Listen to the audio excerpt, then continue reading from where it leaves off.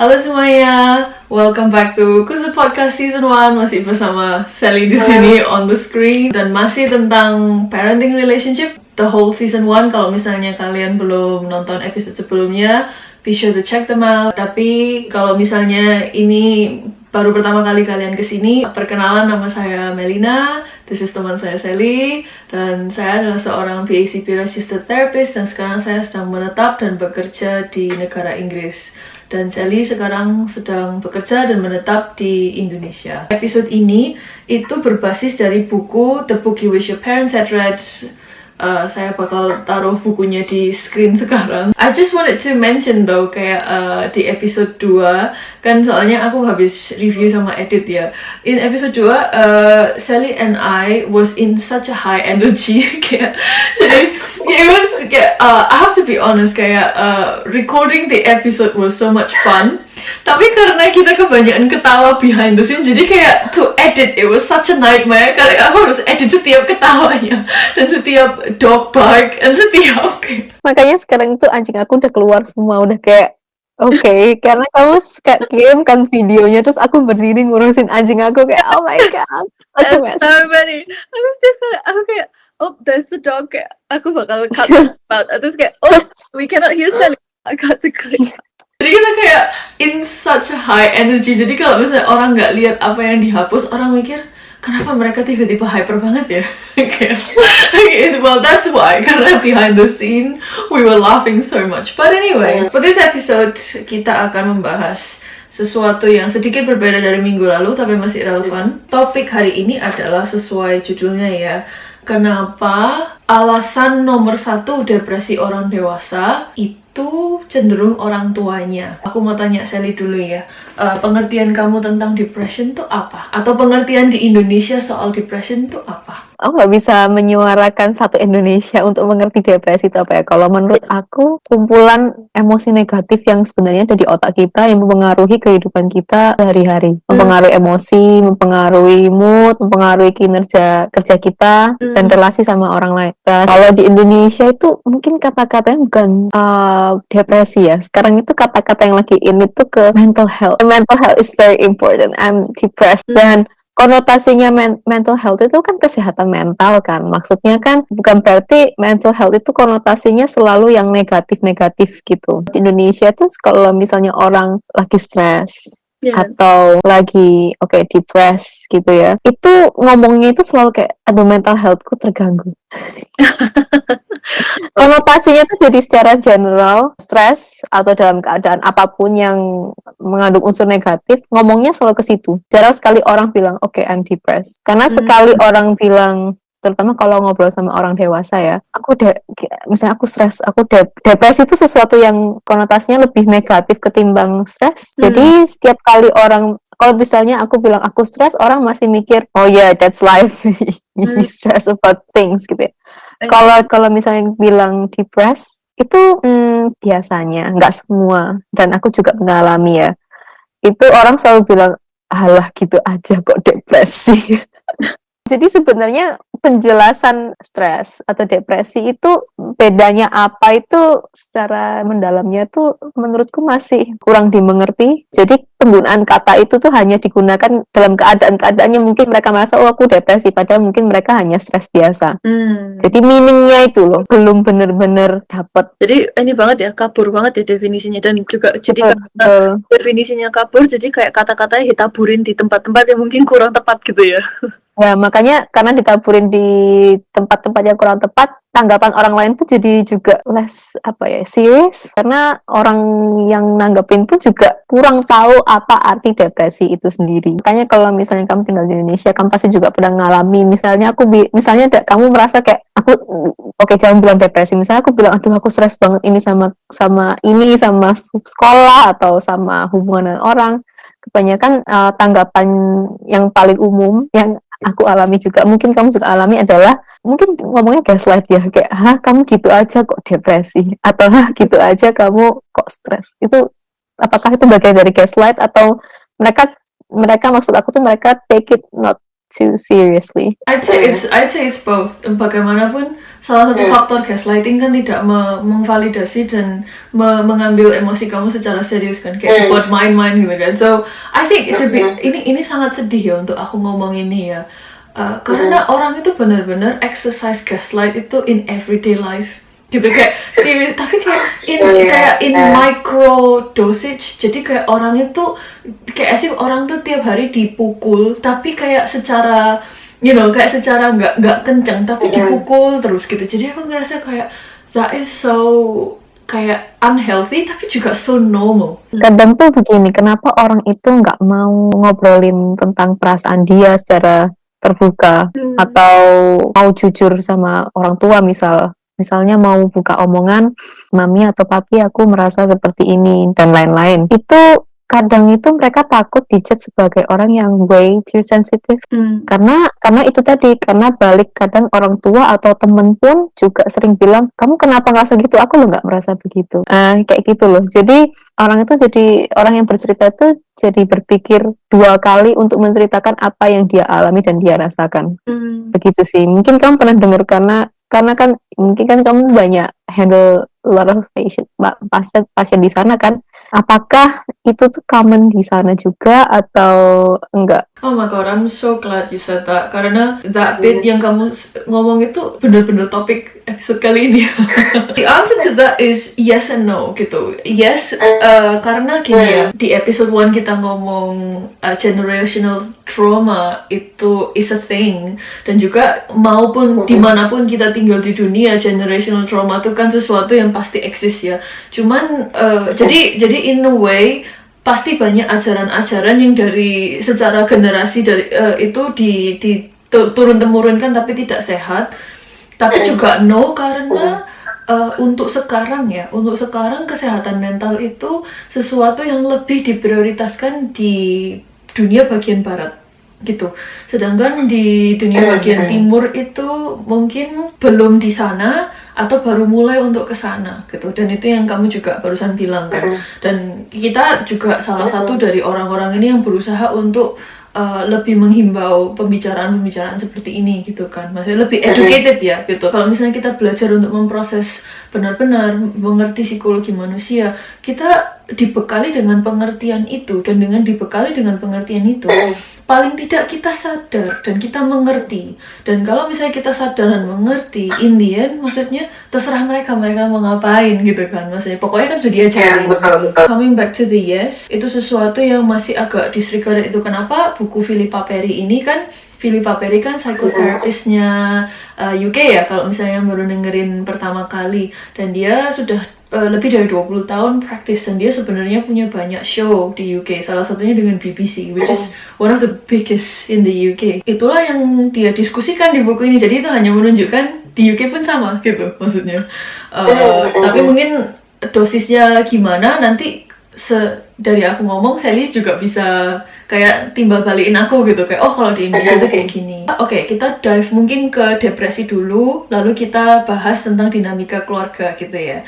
Jadi itu yang tadi Sally bilang itu sebenarnya adalah common understanding-nya depresi, karena nggak bisa salah atau benar ya, karena gini, nggak ada yang ngajarin depresi itu apa, dan juga jadi mereka tuh kayak meraba-raba dari movies, dari conversation, dari kayak TikTok gitu ya. Aku pernah kayak dan sebenarnya Sally yang cerita sama aku kali ini di satu mobil. Sally tuh pernah cerita, aku tuh nonton TikTok dan dia tuh ngomongin symptoms OCD itu apa, terus orang ini tuh langsung conclude oh dia punya OCD, dan teman-temannya pun juga punya sentimen yang sama gitu kalau mereka nonton hal-hal yang nonton sesuatu dan mereka tiba-tiba ya inilah aku gitu. Maksudnya kayak jadi terlalu mereka lebih ke self-diagnose. Iya, dan misinformation-nya sangat tinggi gitu ya. Iya, sangat bahaya ya. Dan sama kembali ke depresi, kata-kata depresi ini sangat common. Tapi despite the commonness, tidak ada yang tahu artinya apa. Gitu ya. Jadi definisi depresi itu sebenarnya ya ada clinical definition dan symptoms, dan aku bakal bacain habis ini.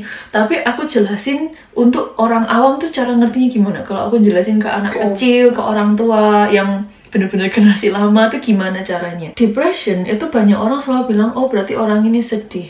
Itu kurang akurat ya. Depresi itu bukan berarti orangnya sedih. Mungkin salah satu alasan kenapa orang jatuh ke depression itu kesedihan, memang kayak prolonged sadness, jadi kayak kesedihan yang berkepanjangan.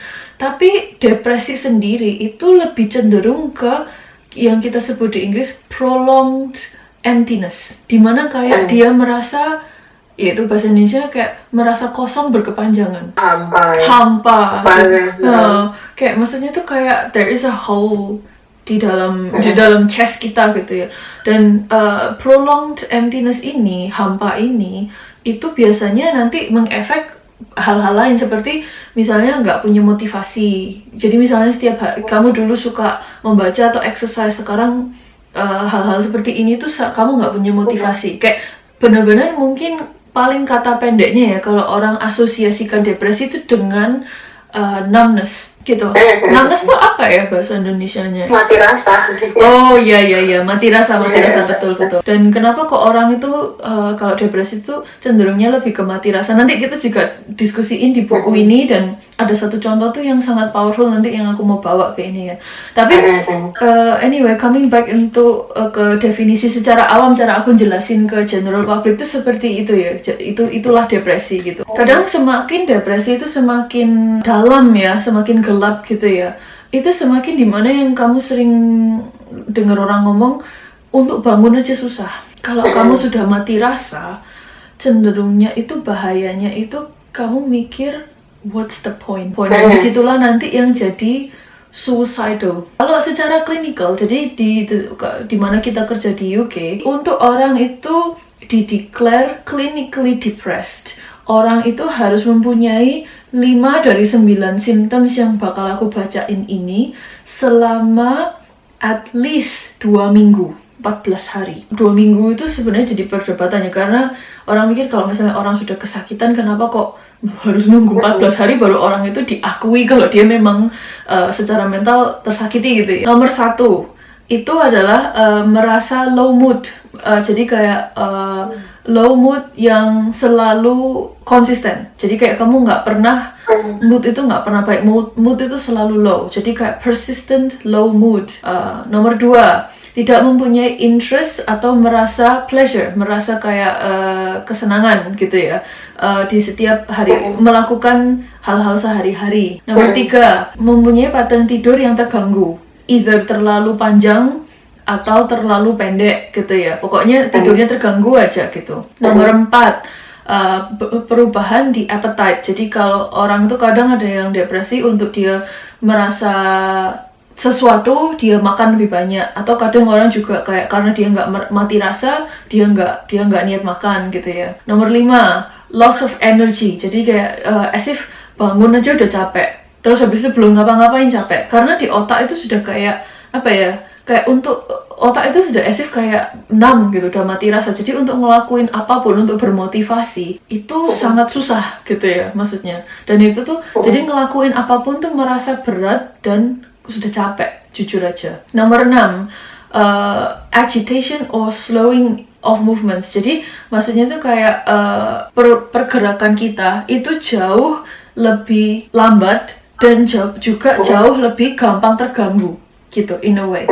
Nomor 7, susah punya concentration span. Jadi kemampuan kita untuk fokus dan mempunyai konsentrasi itu sangat susah. Dan ini juga nanti membuat kita kayak merembet ke indecisiveness, dimana kita nggak bisa membuat keputusan-keputusan, bahkan keputusan kecil pun kita as if kayak nggak bisa membuat keputusan itu secara bijak dan cepat gitu, in a way. Nomor 8, merasa guilty, kayak pokoknya merasa bersalah kayak atas hidup, atas kehidupan diri sendiri, atas banyak hal yang mereka lakukan, dan juga merasa tidak ada worth-nya. Jadi kayak kalau bahasa Inggrisnya itu worthlessness, kayak nggak berguna gitulah maksudnya sebagai manusia, useless gitu lah in a way. Dan nomor 9, dan ini yang paling berat juga, itu mempunyai pikiran untuk mengakhiri hidup, atau bahkan rencana, atau bahkan keinginan untuk mengakhiri hidup. Dan itu yang tadi aku bilang, untuk orang clinically diagnosed depression, itu mereka harus mempunyai at least 5 dari 9 symptoms ini selama at least 14 hari. Topik ini sangat relate sama berita yang baru aja terjadi di Indonesia. If you know, one of the students in one of the best university in Indonesia itu baru bunuh diri tanggal 10 Oktober atau tanggal 11 Oktober, aku agak lupa. Jadi aku tadi itu sambil berusaha buka-buka beritanya 8 Oktober. Jadi ini aku ceritain sedikit lah kejadiannya seperti apa. Jadi salah satu mahasiswa di salah satu universitas terkenal, aku nggak mau disclose universitasnya apa, tapi beritanya cukup banyak di media. Dia itu lompat dari kayak salah satu hotel di Jogja ya. Oh dia, salah satu hotel di Kabupaten Sleman, daerah Jogja ya itu ya. Itu dia lompat dari hotel lantai 11. Jadi dari rekaman CCTV itu, waktu karyawan hotel ngecek, dia tuh duduk di pagar ya, balkon. Dia tuh duduk di situ, nggak tahu termenung atau ngapain, dia lompat bunuh diri. Waktu dia meninggal itu, kalau misalnya aku baca dari beritanya ya, dia itu di dalam tasnya itu meninggalkan beberapa catatan, antara beberapa catatan atau satu catatan panjang di tasnya, itu menjelaskan perasaan dia selama ini. Nah, dan dia tuh nggak, ya tapi sebagai orang umum mungkin karena catatannya mungkin way too sensitive, jadi nggak disebarluaskan karena masalah privacy. Menurut pengakuan teman-temannya, mereka itu nggak nyangka kalau anak yang sebaik nih, supel ini, friendly, outgoing itu bisa melakukan hal ini. Of course pasti diri dia merasa depresi itu tadi yang kamu bilang, simptomnya ini sebanyak ini, dan aku yakin dia mengalami simptom ini sudah lebih dari beberapa minggu, dan akhirnya kan dia bunuh diri itu. Nah, pertanyaan aku untuk orang luar nih, gimana caranya kita itu tahu gitu orang ini kelihatan se-happy ini, kelihatan baik-baik saja, karena orang ini terlalu murah senyum ya, jadi sama teman supel mau diajak kemana oke, kayak biasa aja, dan tiba-tiba orang ini pergi kayak bunuh diri, sementara teman-temannya juga kayak kaget gitu loh. Ya itu, jadi sebagai kayak orang awam, misalnya kita punya teman, gimana caranya kita tahu kalau orang itu tuh depresi sementara nggak kelihatan di luarnya? Ya, first of all, aku mau send condolences untuk keluarganya ya, karena bagaimanapun kehilangan seseorang itu sangat susah, apalagi kehilangan seseorang dengan seperti ini, kayak yang kamu tadi bilang ya, kelulus ya. Dan sebelum aku sebelum aku kayak tanggapin ini, aku tambahin satu cerita yang paralel, terus aku kayak kita bahas ini langsung gitu ya. Itu sebenarnya sama yang terjadi sama satu rapper di UK ya. Mungkin di Indo sebenarnya kurang terkenal karena aku juga nggak pernah dengar sebenarnya sebelum aku di UK ya. Dia bilang dia sama temennya itu sudah lama di industri media ya pastinya ya, dan suatu hari dia sama temennya ini pokoknya buka bisnis bareng gitu, pokoknya happy banget kayak, dan waktu plangnya ditaruh di luar gitu ya, dan dia juga kayak oh man, look at this man, dan dia tuh kayak benar-benar bahagia. Terus mereka berdua selfie, terus itu hari Sabtu kan, mereka mau buka hari Senin gitu ya, gitu kan.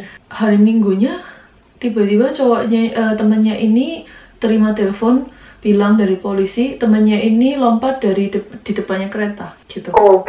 Jadi dia bilang di podcast ini ya, dia waktu itu ditanyain what could have gone wrong, seriously, kayak dia selalu tanya what did I not see, you know, kayak gak ada sesuatu yang dia miss out kan, dan mereka baru aja ketemu gitu. Dan jadi coming back ke contoh kamu dan contoh ini gitu ya, karena mereka sangat parallel to each other, itu adalah mungkin I'd say gini ya, kan kita pastinya mau ada direct practical things to do, dan juga ada kayak societal change gitu ya.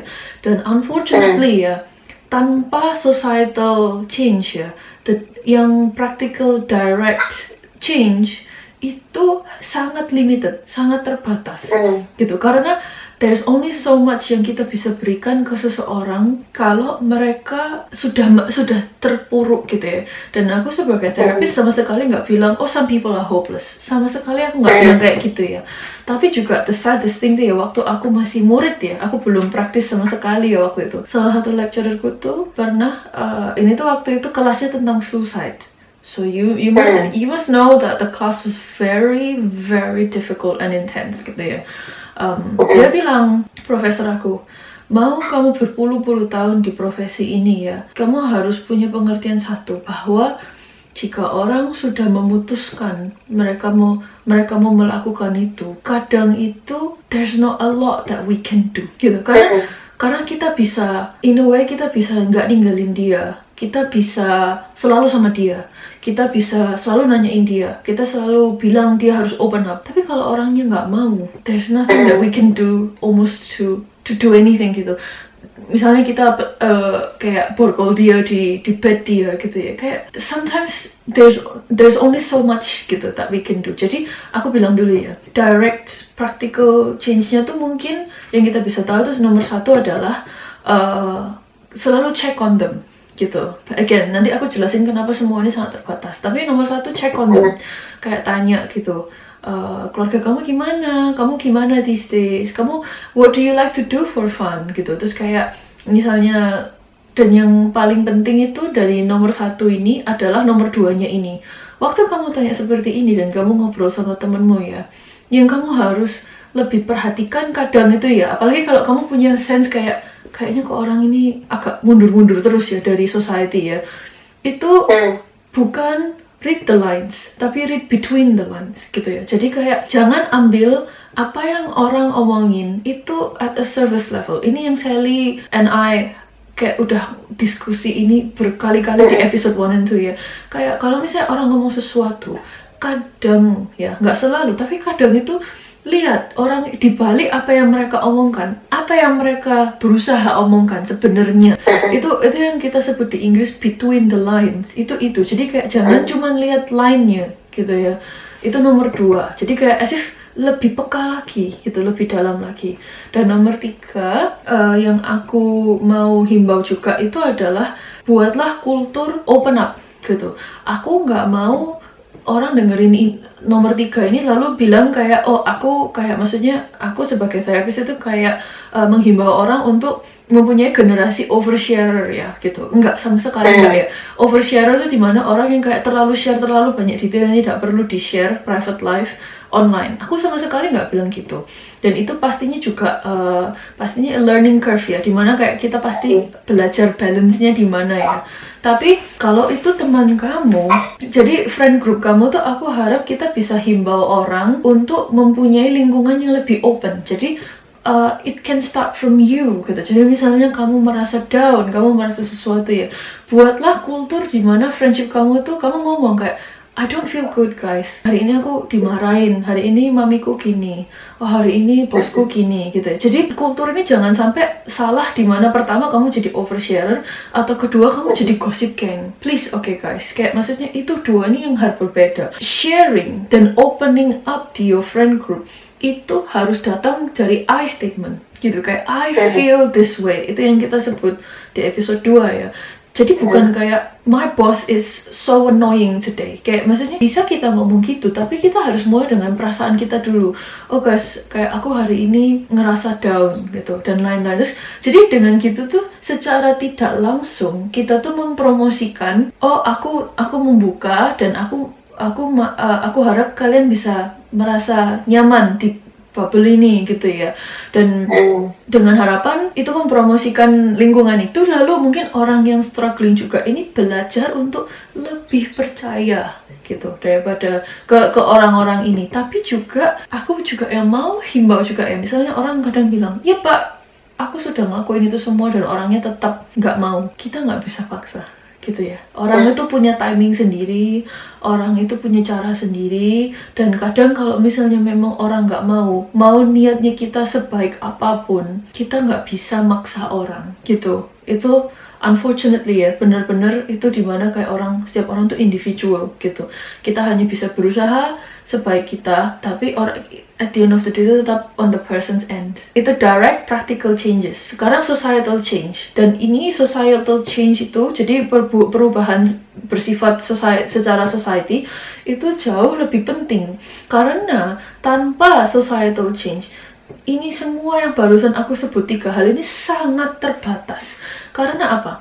Kalau secara society kita tidak menghimbau pembicaraan tentang mental health, gimana caranya kita ngomong sama teman kita kan ya? Jadi dengan mungkin hopefully dengan podcast ini nomor 1 ya, dan kedua dengan parenting itu juga yang kita diskusikan di season ini, dan ketiga juga dengan edukasi di sekolah bahwa guru itu diajarkan tentang kesehatan mental gitu, bahwa anak misalnya kadang di kelas itu nakal atau berteriak, mungkin kayak kita guru tuh bisa berhenti sejenak dan mikir anak ini caper gitu ya, cari perhatian banget gitu ya. Kenapa ya?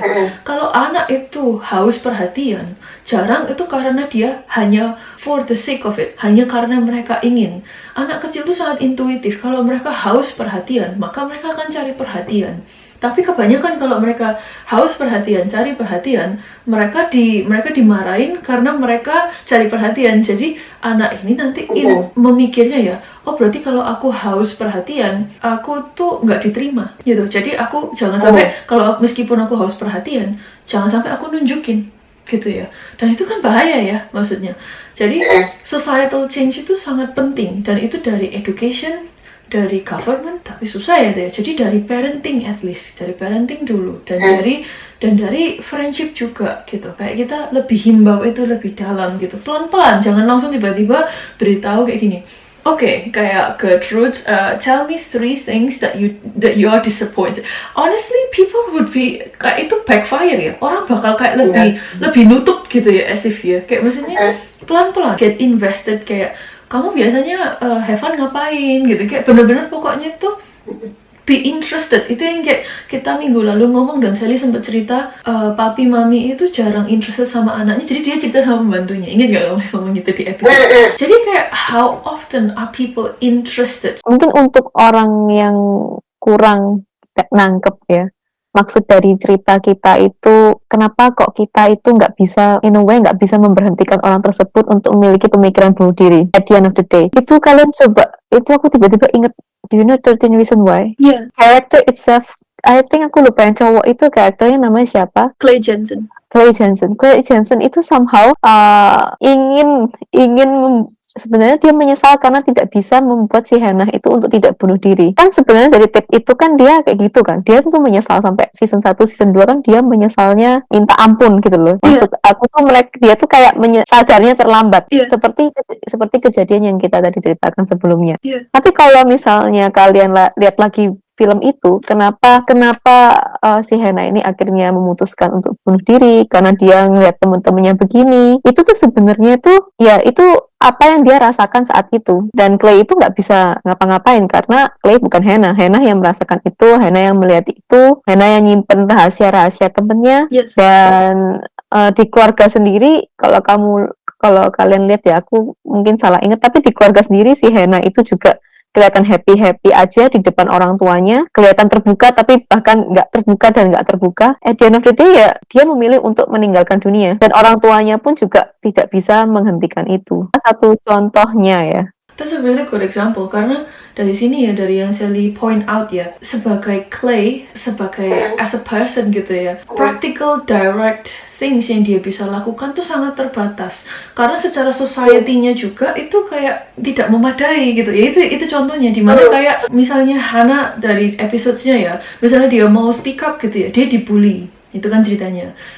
Dia apalagi kayak bullying di high school tuh sangat dia dibully, dan ada satu scene di mana dia itu menceritakan itu semua tuh ke konselornya, kalau nggak salah ya. Dan konselornya itu bukan konselor atau guru ya. Tapi gurunya itu malah kayak nepis apa yang diomongkan sama Hannah. Iya kan? Ingat kan itu karena itu scene menurutku sangat memorable. Itu kayaknya sehari atau 2 hari sebelum akhirnya si Hannah itu pergi begitu saja. It was memorable though, dan 13 Reasons Why, oh my god, it's a topic on its own, karena seriously that is so intense. Dan aku waktu mau nonton itu tuh waktu aku masih masih sekolah, bukan psikoterapi ya, psikologi, jadi kayak udah lama banget ya. Dan itu tuh gurunya, jadi dia tuh sebenarnya bilang, boleh nggak aku beritahu kamu sesuatu kalau aku tuh nggak happy sama hidup gini-gini dan lain-lain. Terus gurunya tuh mungkin lebih nggak fokus ke cerita dia, tapi lebih fokus ke who. Dia terus repress who gitu ya. Lalu Hannah tuh kan pastinya karena dia dibully, dia takut ya. Gitu. Dan dia kan di-rape juga kan waktu itu kejadian. Dia tuh mau ngomong kan sebenarnya. Iya, jadi dia tuh sebenarnya kayak ya takut lah kalau misalnya dia semakin ngomong dan itu diwartakan. Yes. Bukan hanya dia bisa dalam bahaya karena orang ini bisa come after her, tapi juga dia sendiri tuh membuka luka yang sangat dalam yang dia sendiri masih belum proses. Terus akhirnya Hana ini keluar dari kantornya dan dia bilang, ya sudahlah, nggak apa-apa, aku pergi aja gitu. Ya udah, it's okay, sorry gitu. Lalu dia sebenarnya tuh sambil dia proses, kayak dia tuh kan kayak deg-degan gitu ya, kayak oh my god, kayak what did I just do gitu ya. Dia tuh kayak sambil mikir gitu, dia tuh kayak noleh, oh my god, bahkan guru ini tuh nggak ngejar dia. Berarti kayak guru ini tuh kayak seberapa concernnya. Bener-bener kayak misalnya kamu bilang, Mel, kalau misalnya aku beritahu kamu ada cowok yang barusan megang-megang aku, kamu bakal gimana? Terus aku bilang, siapa? Gitu loh, kenapa? Kamu kenapa? Terus kamu kayak sambil mau nangis kayak bilang, nggak usah dah, nggak apa-apa. Terus kamu lari gitu ya. Dan aku bener-bener kayak, tunggu. Tapi kayak, ngerti gak sih, kayak gak dikejar. Dan kayak, kamu gak mikir, ini anak nih lari kemana? Ini anak bahaya gak? Dia sama siapa? Kayak gitu. Cuman ya itu menunjukkan lagi ya, society. Jadi untuk seorang Clay sendiri ya, mungkin power dia itu sangat kecil. Dan juga in the end, kalau kalian nonton season 2 ya, Clay sebenarnya itu berusaha. Dia berusaha di mana, oke, kita membuat societal change di mana kayak bullying itu juga a form of murder gitu loh. Cuman Indian Indian juga nggak mulus dan juga ditepis selalu. Kasusnya itu selalu ditepis. Dan jadi India dia sebagai Clay, dia tuh berusaha sekuat tenaga, tapi society-nya itu tidak memadai gitu. Jadi Indian apa yang Clay lakukan ini sangat terbatas jadinya. Bener. Itu if you guys wanna watch 13 Reasons Why, I think harus nonton sama orang tua sih. Kalau menurut aku, karena kan kita mention film ini kan, jadi mungkin kalian penasaran yang belum tahu film ini gimana. Itu film itself itu very sensitive, very triggering. Yes. Jadi kalian kalau misalnya mau nonton tuh harus didampingi sama orang yang lebih tua at least, atau orang yang mengerti tentang masalah kayak mental health, karena filmnya sangat serius. And I cried so much, when I watched the season 2, I cried so much. Dan juga kalau misalnya kalian orang dewasa ya, misalnya kalian di atas umur 21 dan kalian tinggal sendirian gitu ya, dan kalian merasa kalian orang dewasa, kalian berhak untuk membuat keputusan sendiri. Yang aku bisa bilang itu juga seperti ini. Kalau kalian tahu hal-hal yang Sally and I barusan sebut, seperti pemikiran mengakhiri hidup, dan juga laki-laki, a certain abuse gitu ya, kayak kalian bullying gitu ya. Kalau kalian dengarkan podcast ini dan kalian merasa mendengarkan ini aja kalian shaky, tolong jangan tonton. Banyak hal yang di dalam diri kalian itu kayak kusutnya itu belum bener-bener belum diproses gitu. Mungkin kalian bisa dengerin episode ini, kalau terlalu triggering tolong get off this episode. Dan kalau misalnya kalian pendengar muda, tolong tonton ini sama orang dewasa yang kalian bisa percayai gitu ya. Kalau kalian merasa orang tua kalian itu abusive atau nggak bisa dipercayai, juga tolong jangan nonton sama mereka. Please take care of yourself, please guys gitu. Karena ini sesuatu yang sangat serius dan sangat benar-benar gimana ya, terlalu ditepis gitu. Sedihnya. So yeah, that is about that. Dan ini kita akan masuk ke, jadi kenapa kok unsur-unsur apa di dinamika keluarga gitu ya. Kita ke roots-nya dulu ya. Jadi gini, sebelum manusia itu belajar berpikir, mereka itu bergantungan akan perasaan. Bahkan ada quote itu, a baby is a bundle of emotions. They only know emotions. Mereka kayak akan lihat happy face, sad face, angry face gitu ya. Jadi mereka tuh hanya berkomunikasi lewat perasaan. Dan itu kenapa yang Seliana selalu himbau ya, selalu validasi perasaan seseorang. Karena perasaan itu bukan hanya produk dari apa yang kita ciptakan. Perasaan itu juga bisa datang dengan sendirinya, dan kayak itu bukan sesuatu yang kadang bisa kita kontrol. Yang kita bisa kontrol itu bukan perasaannya, tapi yang kita kontrol itu adalah processingnya. Kenapa, dari mana, trigger pointnya di mana, kenapa aku terpancing. Jadi bagaimana sebagai orang tua mereka merespon terhadap perasaan anak mereka itu menjadi sangat penting, sangat krusial. Karena perasaan adalah bagian fundamental manusia. Tidak ada manusia itu yang tidak punya perasaan. Jadi dia juga bilang, jadi jika kita merespon ke perasaan anak, dengan sungguh-sungguh dan tidak mengentengkan, ini yang Sally juga selalu highlight ya, maka bayi akan belajar untuk mengerti dan anak juga bakal belajar untuk mengerti jika sesuatu buruk atau tidak mengenakan terjadi, itu tidak bertahan selamanya. Dan itu kan yang depresi itu kan, kenapa kita ngomong ini ya, karena depresi itu yang tadi aku bilang itu kan prolonged emptiness, kayak prolonged sadness that became prolonged emptiness, jadi kayak mati rasa gitu ya. Dan bukan hanya itu tidak akan selamanya terjadi, tapi juga itu akan bisa menjadi membaik gitu maksudnya. Jadi bukan cuman kayak itu berhenti, tapi suatu saat itu bisa membaik. Apalagi jika kita berbagi perasaan ke orang sekitar kita yang bisa bersimpati dan kita bisa percayai. Jadi dengan berespon secara sungguh-sungguh dan sensitif, ini yang tadi Sally bilang, kalau aku takutnya dianggap overly sensitif, gimana dong? Kita mengajarkan ke anak kita bagaimana cara merespon ke perasaan mereka sendiri. Jadi ini yang kita ngomong di episode 1 again ya. Itu kenapa kita taruh episode 1 di episode 1. Karena itu fundamentalnya semua. Bagaimana orang tua merespon ke anak tentang perasaan mereka. Itu bagaimana mereka merespon ke perasaan mereka gitu. Kan aku kasih contoh di episode 1, suara papa aku jadi suara aku gitu maksudnya. Kayak nggak bisa bedain Indian gitu kan. Di sini kita belajar yang namanya emotional container. Gimana kayak kalau bahasa Indonesia itu menampung emosi gitu ya. Dan apa pentingnya ability, kemampuan untuk menampung emosi. Kita mulai dulu dari hal yang sangat awam, meremehkan perasaan gitu ya. Ini Sally sudah jelaskan extensively di episode 1 and 2 tentang orang tua meremehkan perasaan anak gitu ya. Jadi meremehkan atau menganggap enteng perasaan anak kita itu perilaku yang sangat membahayakan. Itu yang Sally juga ngomong di episode 2, kayak bagaimana Sally ngomong itu bahaya kalau misalnya kita mau enter a relationship dan lain-lain gitu. Exactly that gitu ya. Untuk pertumbuhan dan kesehatan mental anak kelak gitu, atau kita sebagai anak. Kadang orang tua tidak sadar apa yang di saat mereka melakukan, bahkan mungkin mereka tuh waktu melakukan ini niatnya tuh baik. Kadang tuh kita nggak mau mereka sedih, itu painful untuk seseorang melihat seseorang yang mereka cintai itu sedih. Jadi mereka kayak tepis gitu aja, supaya kalau misalnya kita tepis, perasaan itu tuh hilang.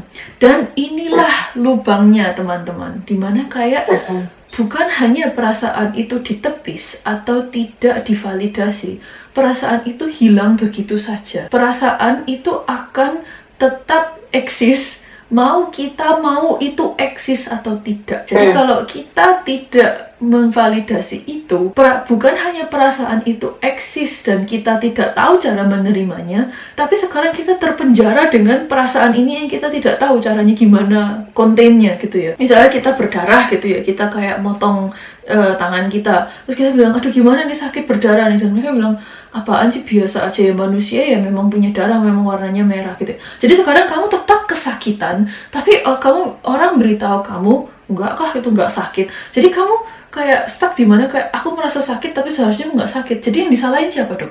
Gitu kan? Ya pasti diri sendiri kita, dan muterlah itu penjara spiral itu ya yang kita selalu ngomong itu. Penyebab nomor 1 di balik orang dewasa yang depresi adalah bukan karena apa yang terjadi di kehidupan orang dewasa saat itu, namun karena pada saat mereka masih kecil, mereka tidak belajar dari orang tua mereka bagaimana cara menenangkan perasaan. Sehingga sebagai orang dewasa yang mandiri, mereka tidak tahu caranya. Dan mereka juga tidak punya berkapasitas sekarang untuk bertoleransi perasaan-perasaan yang tidak mengenakan atau bahkan menyakitkan ini. Dia memang tidak ada rahasia atau kunci agar kita selamanya bebas dari masalah kesehatan mental ya. Namun kemampuan untuk mempunyai kepercayaan bahwa apapun perasaan yang kita rasakan itu akan lewat dengan waktu, dan kita mampu menyelesaikan masalah kita, bahwa masalah kita itu tidak akan pernah lebih besar daripada kemampuan kita.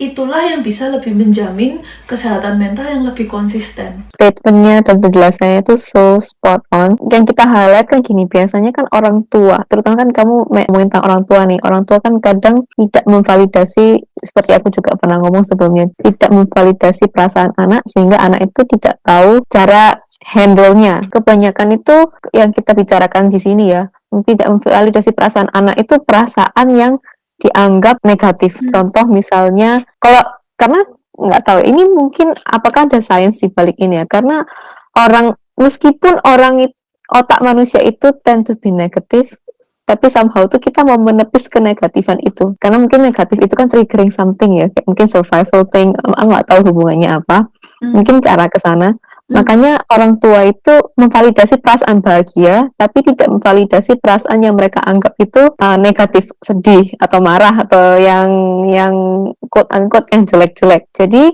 anak itu bisa memproses apa yang bikin dia bahagia atau perasaan-perasaan bahagia, tapi mereka fail untuk validasi perasaan-perasaan negatif. Karena ada kemungkinan seperti ini. Apakah ada kemungkinan di mana karena mungkin ya seperti yang kamu bilang sebelumnya, karena orang tua itu sebenarnya intensinya bagus supaya anak itu melupakan kesedihan itu, padahal sebenarnya perasaan itu akan selalu di situ. Karena mereka takut juga, mereka takut karena kalau kesedihan itu ada, itu malah mengganggu perkembangan si anak. Contohnya seperti itu. Aku tuh bisa kasih contoh ke kalian kalau sebenarnya perasaan sedih itu bukan berarti akan membawa malapetaka. Itu ada satu film Disney, kalau kalian pernah nonton Inside Out, where yang kan berbagai macam perasaan tuh di sana. Dimana perasaan sedih itu selalu left out, selalu nggak dinyalain lah emosinya. Karena mereka di pribadi anak itu di pribadi anak itu emosi sedih itu kayak berasa kayak di-kick sama perasaan-perasaan lain. Tapi endingnya dengan ada perasaan sedih itu, keluarga itu menjadi lebih dekat. Nah, orang itu nggak menyadari kalau outcome-nya itu bisa seperti itu. Itu sih menurut aku seperti itu. Jadi bukan berarti perasaan negative emotions itu bakal brings a lot of course it brings pains, tapi tidak akan selamanya seperti itu. Emosi itu kan kalau cerita dari film itu kan jangkanya pendek ya, karena anak itu nggak tahu cara handle negatif emosinya, makanya kan dia di beberapa episode kan dia sempat kayak emotionless. That's true. Nggak tahu caranya menjadi sedih karena nggak ada yang mau memvalidasi perasaan itu. Itu salah satu contohnya. Tapi at the end dia burst gitu loh. Somehow dia burst to tears karena dia merasa kayak mungkin karena emosi ini selalu ditekan, akhirnya kan meledak. Itu contoh meledak dalam skala kecil ya. Imagine kalau misalnya perasaan seseorang tidak tervalidasi dari awal, yang kamu bilang tadi jadi prolonged numbness kan. Ada dua pilihan, antara dia meledak atau nggak meledak sama sekali, dan nggak meledak sama sekali itu bisa leads to kayak contohnya tadi suicide. Tiba-tiba pergi dengan begitu saja. Kalau yang meledak kan mungkin dia bisa marah atau kayak menyuarakan emosinya tuh dengan cara-cara yang menarik banyak perhatian orang. Aku kasih kamu trivia ya. Jadi kayak di psikologi dulu kita tuh diajarin, aku nggak tahu kamu tahu nggak ya. Tapi gini, studies di bayi, mereka tuh selalu membuktikan bahwa bayi itu selalu akan melihat muka amarah 10 detik jauh lebih lama daripada muka-muka positif. Jadi itu menunjukkan apa? Dan ini tuh kayak reproducible dan replicable over time. Jadi artinya manusia tuh selalu kayak lebih drawn to, lebih kayak terpaku akan hal-hal yang negatif. Tapi despite that, kita tuh as if kutukan ya. Otak itu kan sangat canggih ya. Dia tuh dia punya amigdala, hippocampus, hypothalamus, prefrontal gitu ya. Jadi otak itu juga mempunyai fungsi di mana dia melindungi kita sebenarnya, berusahanya ya. Jadi dia tuh tidak tahu sesuatu tuh baik atau buruk. Dia tuh tidak tahu. Dia hanya tahu jika sesuatu tuh membuat kita alert atau membuat kita bahagia gitu ya. Jadi otak itu tidak bisa menaruh arti, meaning into things. Mereka hanya tahu surface level alert. Kalau misalnya kita sebagai manusia itu encounter sesuatu yang tidak mengenakan, otak itu bisa release that signal di mana ini nggak enak nih. Kayak maksudnya, jadi itu kayak memerintahkan seluruh functioning kita mentally and physically untuk menjauh dari sesuatu yang mungkin berbahaya ini. Dan itu tuh tidak necessarily jelek selalu gitu ya. Dan ini yang kita di psikologi namanya anchoring bias. Contoh bagusnya adalah gini ya, kita sebagai manusia itu akan selalu merespon ke loud noise. Jadi misalnya kita tiba-tiba jalan di jalan, terus tiba-tiba ada kayak bunyi kenceng banget gitu ya, kayak either explosion atau kayak mobil ngebel, kita akan cenderung langsung either lari, sembunyi, atau kayak mengecilkan diri. Itu nggak ada yang ngajarin loh ya, itu tuh kayak as if refleks manusia sendiri. Oke.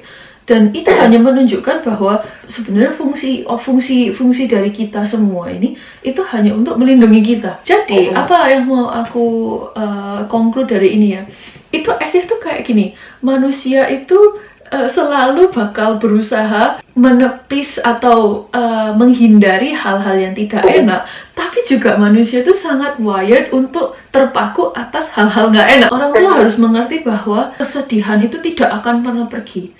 Jadi kalau kalian tepis, kalian remehkan, kalian apa, kesedihan itu akan selalu kembali. Tapi mungkin bentuknya beda.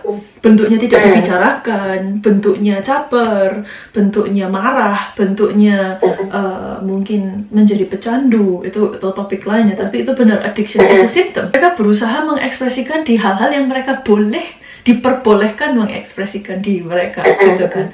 Lah, dari situlah itu yang kita mau highlight, dimana kayak ya itu yang saya bilang tentang kayak sadness emotion itu ya. Kita harus sebagai orang tua bisa mengajarkan ke anak bahwa kesedihan itu diperbolehkan di hidup. Itu kita bisa hidup berkesampingan dengan kesedihan, dan kesedihan itu tidak akan lebih di atas kemampuan kita. Dan dengan orang tua mengajarkan itu, nanti anaknya sudah dewasa, mereka akan menjadi pribadi-pribadi dewasa yang bisa menyelesaikan masalah mereka sendiri dan bisa mengatasi perasaan mereka gitu. Jadi nggak mereka setiap kali berperasaan sesuatu tuh terlalu overly stimulated atau too much, terus nanti mereka kayak mereka nggak tahu what to do with this gitu. Itu kan bahaya ya gitu. Dan kadang kalau misalnya orang sudah terlalu overwhelmed, mereka itu akan berusaha lari dari semuanya. Dan kalau lari dari perasaan, berarti mereka kan mematikan perasaan itu semua ya. Nah, waktu mereka mematikan perasaan itu atau mereka overwhelmed tentang perasaan itu, dua hal ini yang punya in common itu adalah they want it to stop. Dan kadang kalau mereka nggak tahu solusinya apa, the only way to stop mati rasa atau the only way to stop feeling overwhelming itu kadang mereka mikir hanya dengan mengakhiri hidup. Itu kan bahaya ya, maksudnya sangat bahaya. Dan kelihatannya kayak apaan sih, masa dia bunuh diri cuma karena mamanya sering teriak-teriak sama dia. Itu yang kemarin kita di episode 2 bilang, A, B, karena dia cerai. Ya bisa lihat lebih dalam lagi ya, apa snowball effect-nya gitu. Dan itu kita sebelum aku balikin ke Sally ya, itu poin selanjutnya adalah yang barusan Sally ngomong, menekan perasaan. Itu selain meremehkan perasaan, salah satunya lagi yang orang tua sering lakukan itu menekan perasaan mereka. Jangan lemah-lemah, jangan manja-manja. Itu yang Sally selalu bilang. Kayak yang kuat, jangan terlalu rewel, cuman gitu aja. Kalau misalnya kita tepis perasaan anak seperti itu dengan suruh mereka menahan, itulah nanti yang tadi Sally bilang burst itu ya. Dan burst itu in any shape or form itu has never been really a good idea. Gitu. Karena kenapa kok ini not a good idea ya? Kadang karena burst itu selalu datangnya unwelcome. Mental capacity burst itu sesuatu yang selalu datang out of nowhere. Dan kelihatannya selalu seperti itu. Misalnya orang marah-marah ya, nanti apa sih tiba-tiba marah-marah gitu. Tapi kita kayak nggak bisa lihat di dalam. Kalau kita lihat lebih dari dalam ya, nothing comes from nowhere. Tidak ada hal di dunia ini yang datang tiba-tiba. Semua tuh datang dari suatu tempat, dan dia tuh snowball. Snowball itu kalau misalnya ada orang yang nggak tahu ya, orang awam nggak tahu, snowball itu kayak term psikologi dimana dia kalau misalnya bola salju itu menggelinding, semakin dia menggelinding, bola saljunya ini akan semakin besar. Selain repressing, jadi meremehkan, repressing, satu lagi itu ini yang orang tua sering lakukan, overreacting. Ini juga bahaya, dimana kayak anak bilang gitu ya, aku sering banget ya, ini again trigger warning ya guys, ini ngomong tentang hal-hal yang sensitif. Kalau kalian shaky jangan dengarkan ini, get off the podcast now. Tapi aku sudah banyak ketemu klien, apalagi young clients di pekerjaan aku, aku pakai kata-kata yang lembut, menyakiti diri sendiri, let's say pakai pisau, pakai gunting, pakai api, ya. Dan mereka nunjukkan itu ke aku gitu. Dan mereka bilang, terakhir kali sebelum mereka nunjukin ke aku, mereka nunjukin ke orang tua mereka. Dan yang orang tua mereka lakukan tuh bukan untuk duduk membelajarkan anak ini untuk tenang kayak it's okay. Mungkin mereka di dalamnya kayak oh my god. Tapi kan maksudnya cara mereka menampung ini kan maksudnya, dan juga kayak it's okay, ayo kita duduk, kenapa, ada apa, pelan-pelan gitu ya. Tapi nggak, kebanyakan orang tua tuh ini hal ekstrim ya, overreacting, jadi kayak langsung marah, langsung udah kamu pokoknya di kamar dikunci, udah pokoknya kamu macem-macem, ngapain sih kayak gitu gini, langsung dimarahin. Jadi anak itu takut, jadi kayak meremehkan, menekan, dan overreact perasaan seseorang. Itu 3 ini yang berbahaya basically. Kalau overreact itu aku jarang lihat sih. Cuma aku pernah dengar. Kalau yang repressing itu selalu kayak itu sesuatu yang bisa dibilang general. Kita setiap hari makan nasi. Ya itu tuh seperti itu. Misalnya kayak gampangan contoh yang paling gampang itu misal ya dulu tuh pernah lah di mana ada perasaan waktu sekolah dulu ya. Kan I'm not the brightest kid, okay. Waktu SD, SMP tuh I'm not the brightest kid. Jadi aku tuh ada di poin dimana kayak percuma sih kalau sekolah belajar susah-susah aku juga nilai nggak bagus. Terus itu lebih kayak perasaan males sih, itu gampangannya ya, itu kayak merasa males gitu loh. Tapi waktu itu tuh orang tua itu nggak mau tanya kenapa, tapi malah kayak gini.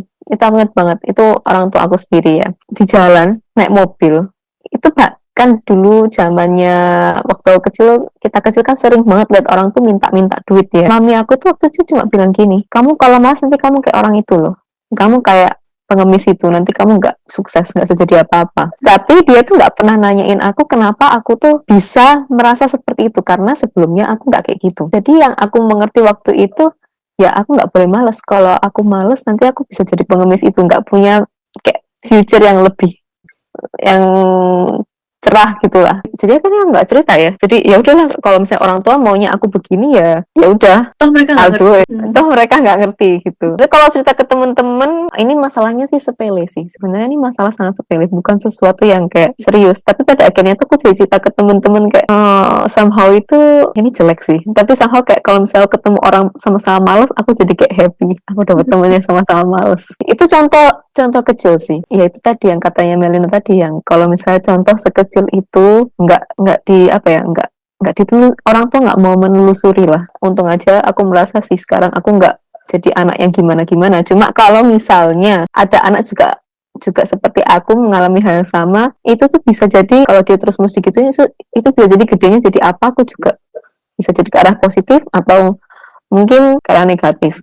Atau contoh lagi, misal ini very common. Anak laki-laki itu nggak boleh nangis. Itu sentimen yang sangat very toxic masculinity ya. Ada sentimen di masyarakat kalau misalnya melihat laki-laki itu nangis, dianggap tidak laki-laki, dianggap kurang bukan laki-laki dalam artian itu gender sih, lebih kayak maskulin. Jarang sekali anak laki-laki ya, laki-laki dewasa ataupun anak-anak itu mengekspresikan sesuatu yang menurut society itu tidak laki.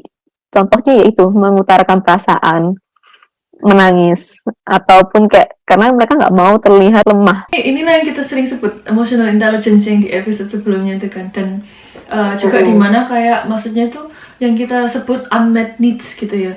Manusia ya, irrespective of gender, itu mereka mempunyai emotional needs. Bukan hanya yang kita terus tekankan berdua ya, dimana kayak cuman karena emotional needs itu tidak diajarkan dan terpenuhi, berarti kita stop mempunyai kebutuhan emosional. Kebutuhan emosional akan selalu ada di sana, mau kamu atau tidak, mau kamu mau atau tidak, dan sama terjadi dengan laki ya.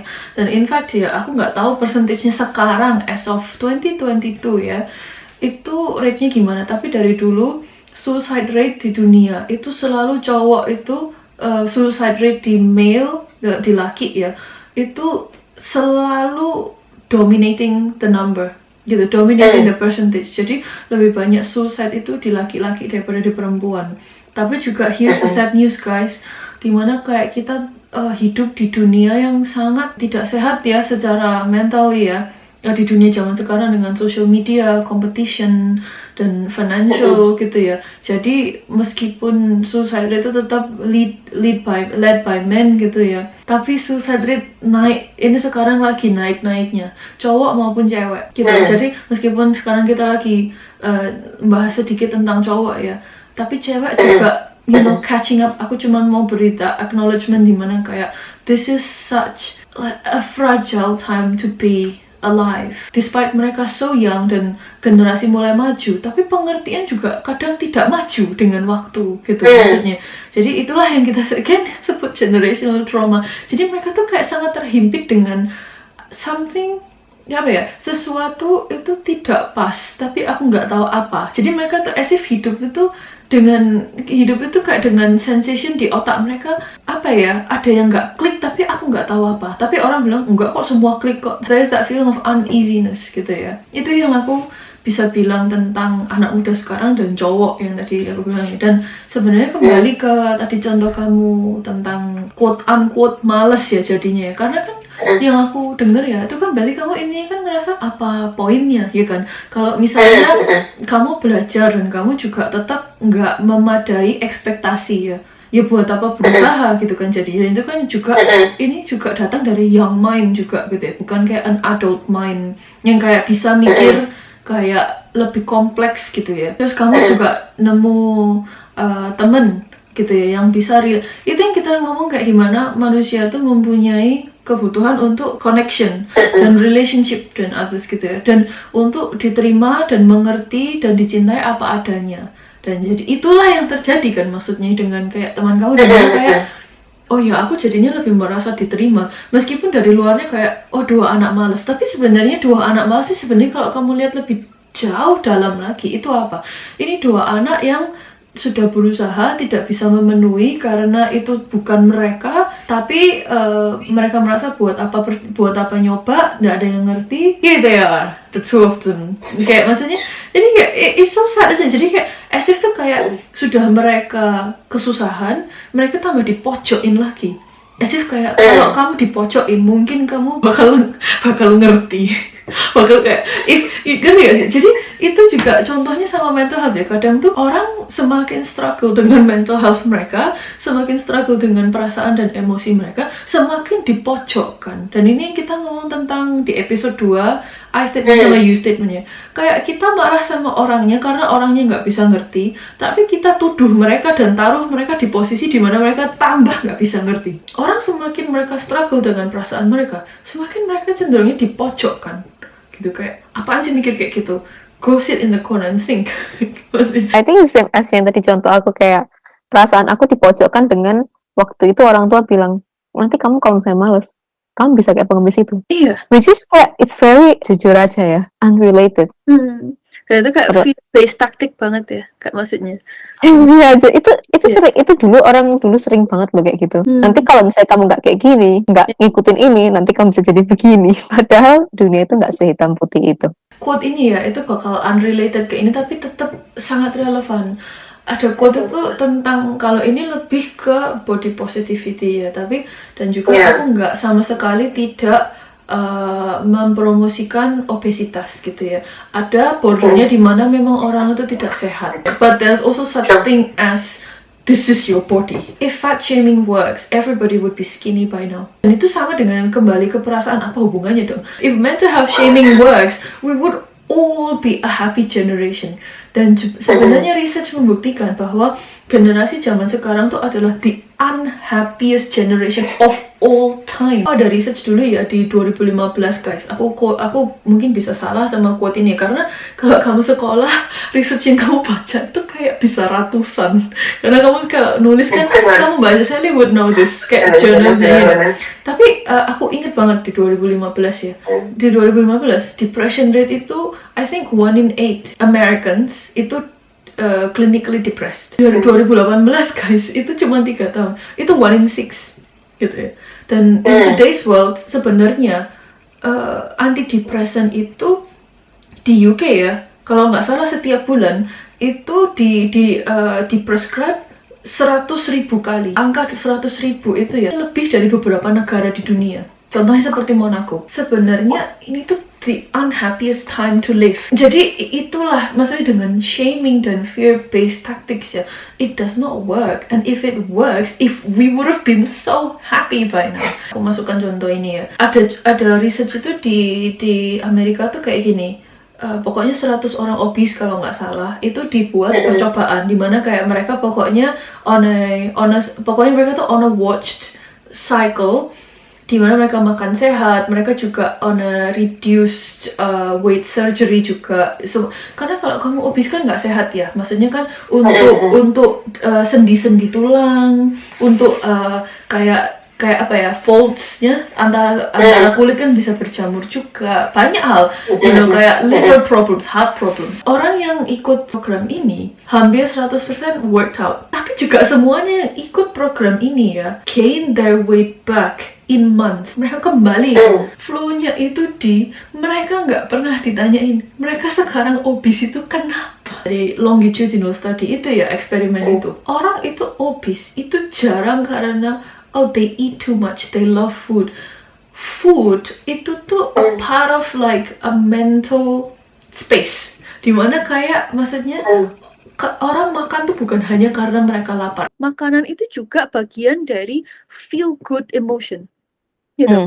Dari feel good emotion inilah nanti kita itu belajar kayak kalau misalnya life is not good, food itu bisa menjadi therapy mereka gitu. Dan itu jadi unhealthy gitu ya. Dan itu banyak dari eksperimen yang aku sebut nih ya, banyak orang sebut cewek ini obes karena dia itu pernah diperkosa. Jadi dia ngerasa kayak kalau dia makan dan dia gendut gak ada yang merhatiin dia. Jadi dia invisible gitu. Satu ya. Nomor 2 juga dia pernah, jadi ceritanya tuh mungkin dia dari abusive relationship, tapi dia waktu itu nggak bisa keluar dari relationship itu dan dia cuma lupa waktu dia makan. Dan dia ceritanya sambil nangis, oke guys. Jadi maksudnya tuh kayak it's so painful gitu. Kayak bayangkan kamu rumah yang sangat menderita dan abusive dan the only time kamu nggak memikirkan penderitaan itu waktu kamu makan pizza selama 3 menit itu.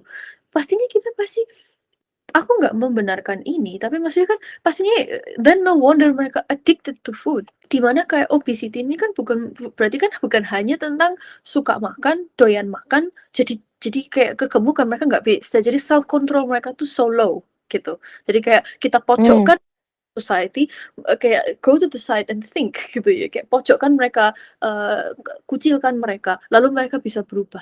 Justru itu kayak lebih feel lagi di mana kayak orang itu nggak akan ada buat kita seperti makanan ada buat kita. Jadi shaming and fear-based tactics itu aku harap orang tua dan guru dan authority figures itu mulai pelan-pelan untuk abandon. I think it's true. I mean like the fear-based tactic. Buktinya waktu akhirnya dari contoh yang tadi aku kasih contoh kecil aja. Anyway, aku tetap akhirnya malah cari temen yang seakan-akan satu nasib.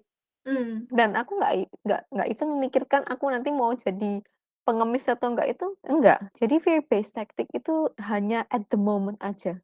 Yes. And then it's gone. Karena anyway, biasanya kan kebanyakan fear-based tactic kan dipakai kayak kalau misalnya kamu kayak gini, nanti kedepannya kamu bakal kayak gini. Conditional basically. Iya, jadi kayak tapi mungkin ada beberapa orang berpikir kayak, halah itu masih di depan, itu masih nanti. Makanya akhirnya fear-based tactic itu kayak, oke, it's gone. Kayak anyway, aku juga udah lupa dan lebih kayak at that moment aja.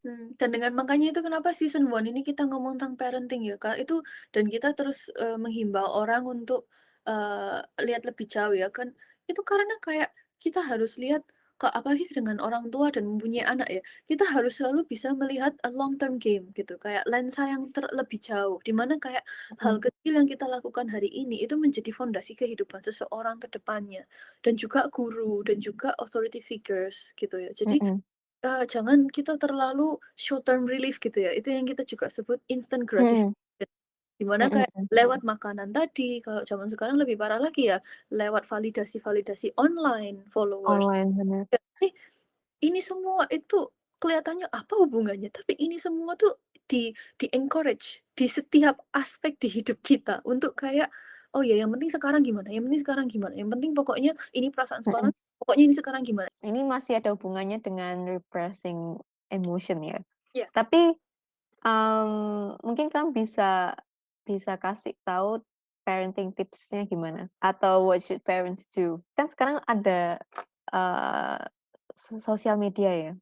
Sosial media itu kayak the most powerful media ever. Yang aku sadari ya, dari teman-teman aku juga, sama aku juga terkadang, nggak memungkiri. Kadang kan kita scroll nih, scroll sosial media di mana kita tuh oke, semua orang di sosial media itu menunjukkan yang bagus-bagus lah. Iya. You know, sometimes kalau misalnya kayak aku sendiri pun kayak ngeliat teman aku, misalnya kayak ngeliat teman aku kayak, wow, dia udah achieve ini, udah kayak yang apa-apalah gitu loh. Dapat sesuatu yang keren lah dalam umur dia yang segitu. Contohnya dapat menunjukkan udah beli rumah atau satu orang lagi udah punya keluarga, like a happy family gitu.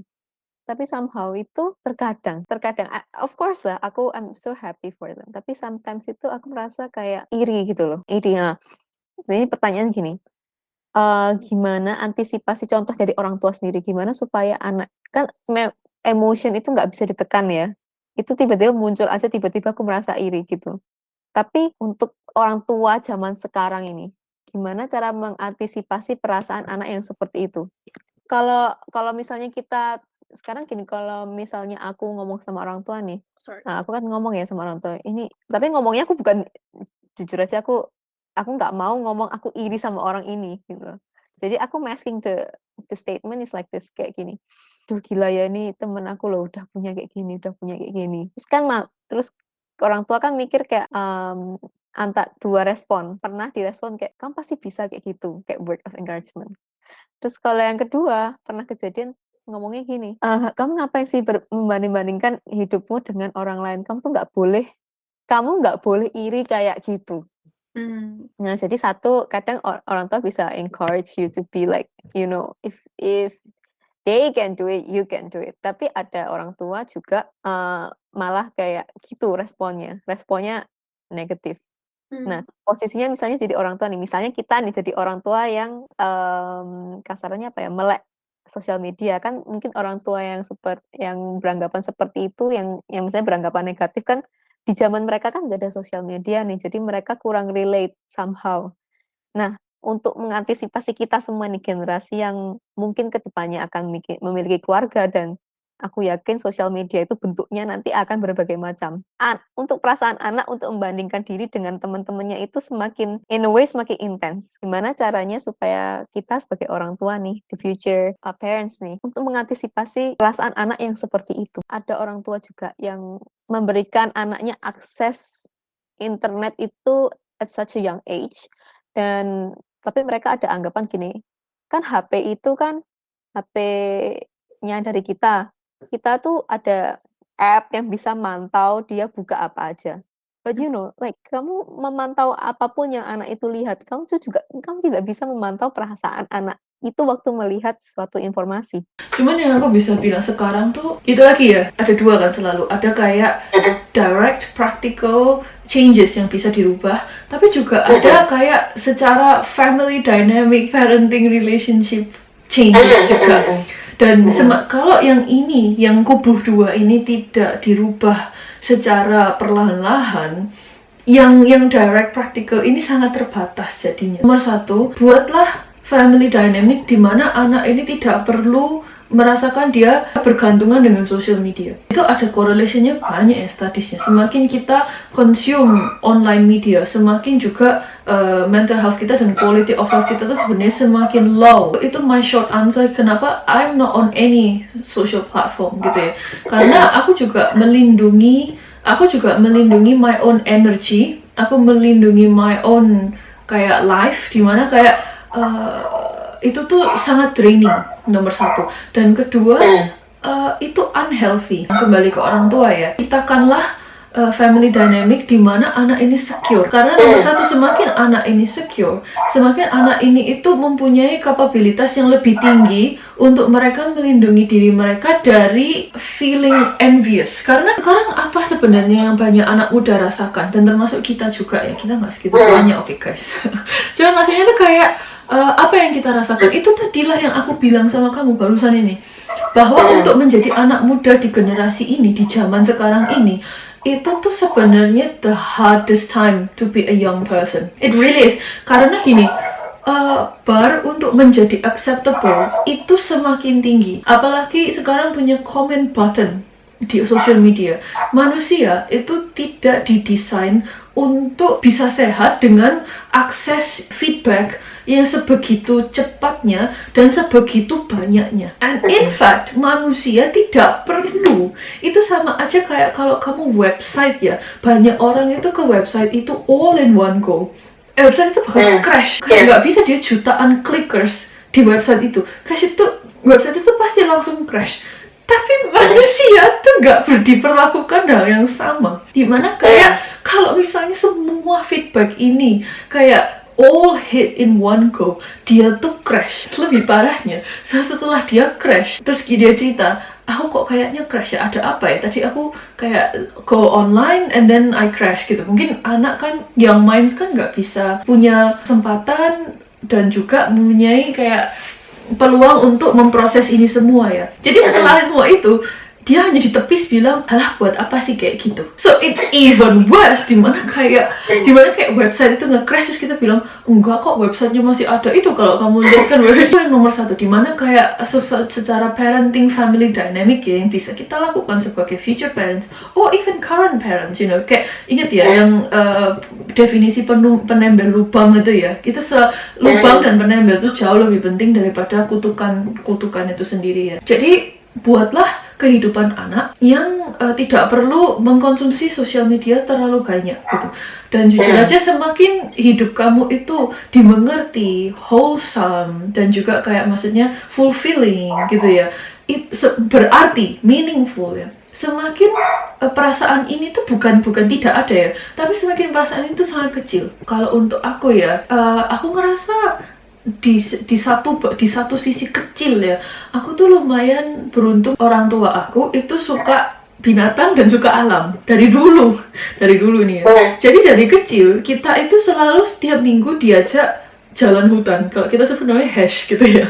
Jadi itu nomor satu. Iya, hash gitu kan. Nomor satu ya. Terus nomor dua, kita juga selalu diajak lihat binatang gitu ya. Misalnya kayak ke kebun binatang. Mereka nggak terlalu suka kebun binatang ya, karena mereka percaya binatang harusnya bebas dan kita bisa lihat mereka dari jauh gitu ya. Jadi setiap trip-trip itu mereka tuh selalu kayak himbau itu. Dan juga kita berdua kan tumbuh sebelum sosial media tumbuh ya. Jadi orang tua aku tuh himbau kita travel lihat dunia. Jadi kita tuh lupa, dan foto tuh kan dulu kita nggak punya HP yang bisa ngefoto. Ini adalah hidupku itu sangat present di family life itu. Dan dulu papaku juga main gitar, aku main instrumen lainnya gitu ya. Jadi benar-benar kayak aku tuh punya kehidupan dimana kayak aku nggak kepikiran gitu loh in a way.